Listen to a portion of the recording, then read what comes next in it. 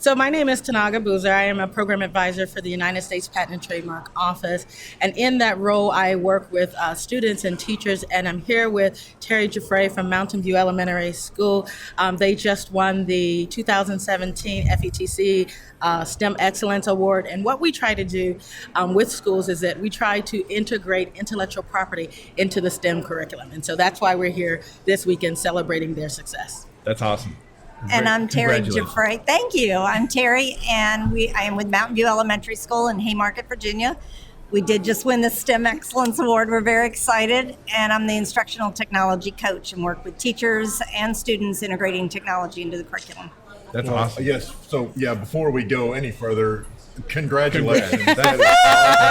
Holy cow. We are very excited. Yes, that is great. I have an amazing staff. Yeah. And principal. I can't wait till you get back and share it, and the students and faculty and everybody gets to be a part of it. We've been tweeting and sending texts and emails, and It's always great to celebrate something like that at your education. It's very exciting to celebrate it. Yeah. Always.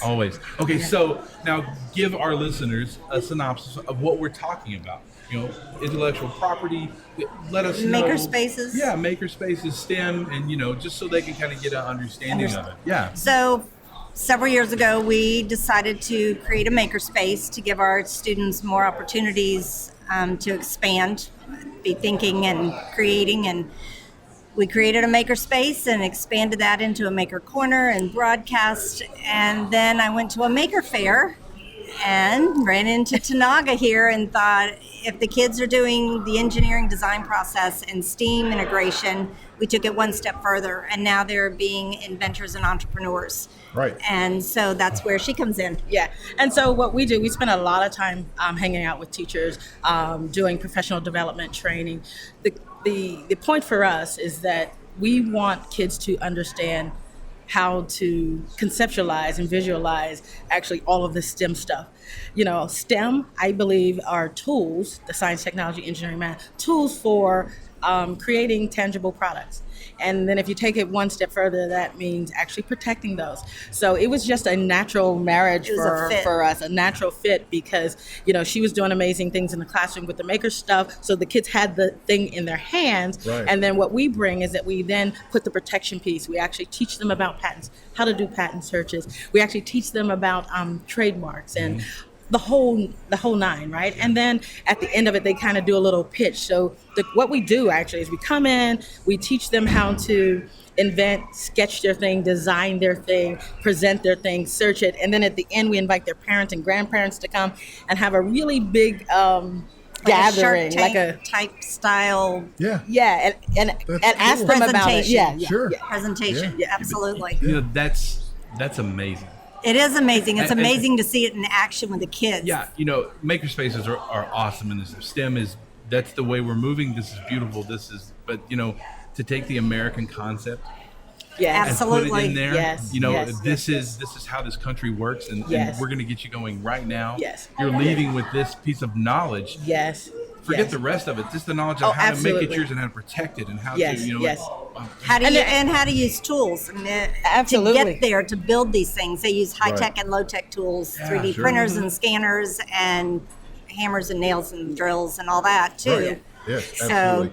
Yeah, and we never really focus a lot on the thing, right? What we're interested in at the patent office is the process. The kids are actually learning sooner rather than later. And one of the things that I generally say in my presentations is that we want kids to be inventors where they are. Right now inventors. We don't necessarily want them to become, we want them to be age appropriate inventors. And so if we could do that with fourth graders, fifth graders, sixth graders, that would be, that's amazing. And so that's what we're trying to do, familiarize them with the process and to get that sustain that creative thinking that they have as young people. Yes. And they love it. They are so engaged. That's exciting. It's very exciting. That makes me really, just to think about, the patent office has always been there for inventions and entrepreneurs. That's absolutely. And we're bringing in a whole new generation to let them understand that this is how you do this. This is the process that you make. And you're right. It's not really about the product. You're going to create that down the road. You might create 100 products. Or absolutely. 1,000, but this is the process that happens, and they leave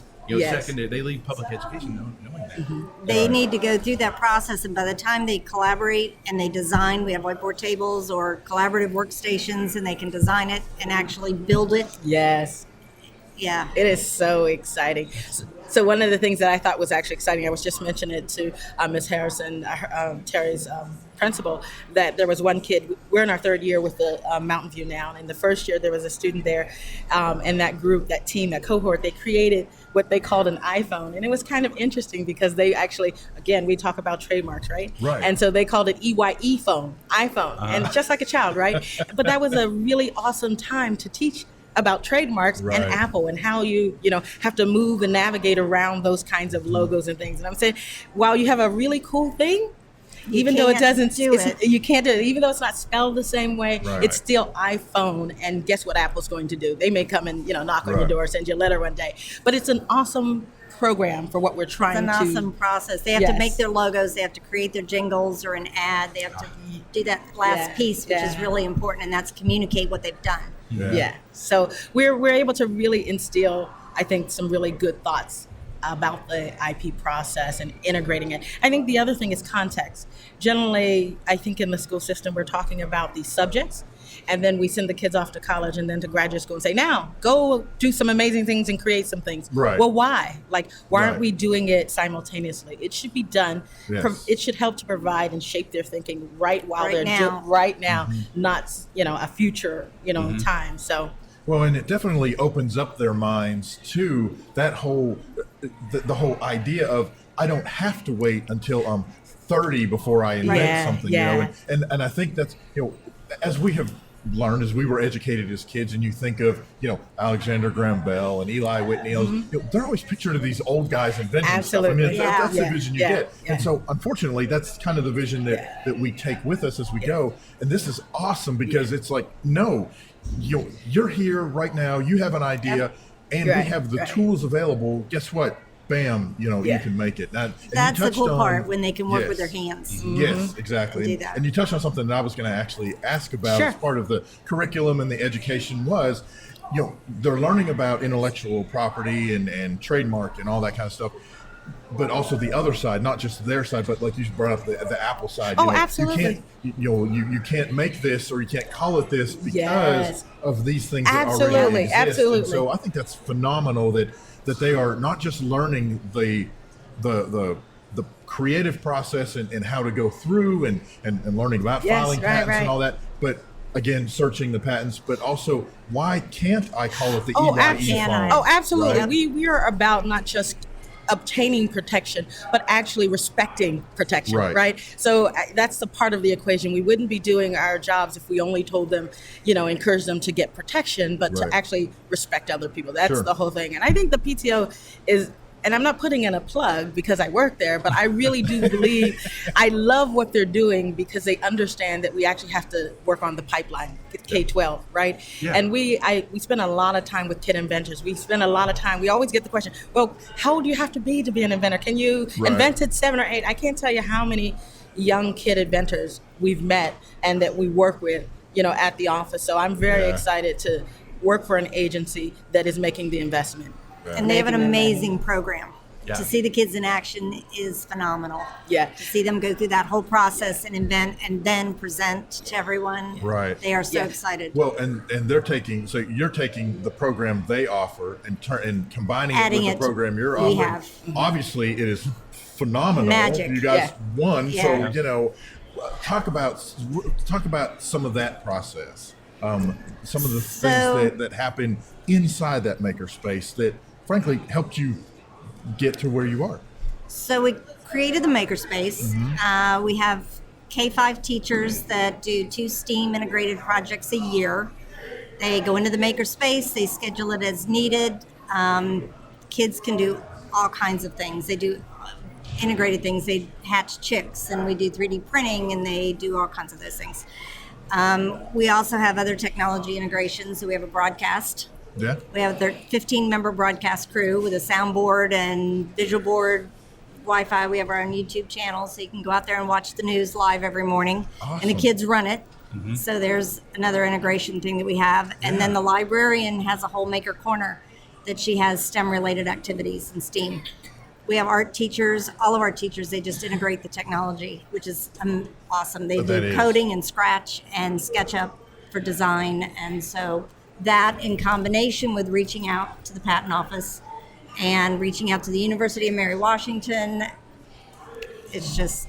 That's pretty amazing. It's an amazing program. Amazing, Yeah, yes. It is. Absolutely amazing. So there's another important thing I want to add here. So Terry last year, she was actually selected as one of the teachers. The PTO runs what we call the National Summer Teachers Institute. And so we select about 50 teachers from across the country to come and hang out with us for about a week. It's like an innovation camp. Intense innovation camp. It's awesome. For teachers, because we understand that we can't reach as many students as the teachers can. So we bring them together and they go through that invention process for a whole week. And Terry went through that. And it's just, I think we're looking at this holistically. We work with students, but we've got to work with the teachers. Sure. So we're spending a lot of time. And I want to give a shout out to my director, Joyce Ward. She is amazing. This is her vision, that we would actually, go out and recruit teachers, train teachers. And in the last few years, we've been able to reach lots of students and teachers. And so Terry was one of them. And we're just excited about this collaboration that we have. Yeah. Okay, Well, so that is now the phenomenal. question, one observation that I think is beautiful.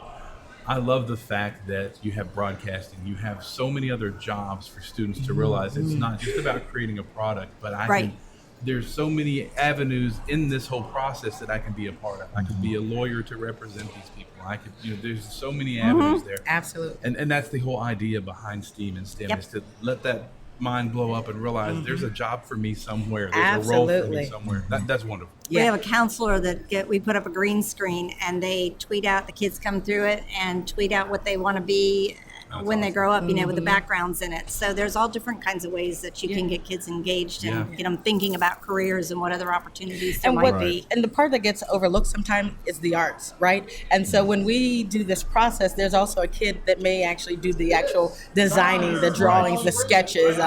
So this isn't just for the scientist or the inventor or the, It takes a team. Right. The jingles, it's It takes a whole team of kids to put that whole process package together. And I see what you want. It's beautiful. And that's my next question is, so where do you share it at? Where does Hope Public Schools in Hope, Arkansas find this, and the school in Oregon and the school in North Dakota? Where's the white paper? Where's the white paper? Where do I go? Yeah, this has the It's an opportunity. amazing program. Yeah. For right now, currently I get tours through school a lot, and they come from all around the surrounding areas. We are very fortunate that Prince William County Schools took a very big leap of faith on us 4 years ago in order to do this. And it's open. I mean, if our school, some people want to come by, I'm looking at my principal. If people want to come by and look at our program, we are welcome to share, or if they want to do a Skype session, that would be great. Yeah, for the record, the principal was nodding yes, by the way. Nodding yes. So this is a fun game we like to play. Okay. And either one of you can take it. You both can take it. 45-second elevator pitch. That person you want to impress the most about your program, or that you need on board, or a group of people. You get on the elevator. You've got 45 seconds. You've got that floor ride to tell them who you are and what you do, what you're doing for students, and your program. So for me, it would be, if you haven't started yet, do. You've got to start, figure out your focus, figure out what you need for your students, because what looks right in my makerspace may not be what your kids need at your school. So you need to figure out your focus, and you just need to start. You've got to start somewhere, even if it's small, and have a vision for a future. And it's all about kids. And if you put kids first and you put your heart in the right place, then it's going to happen. Absolutely.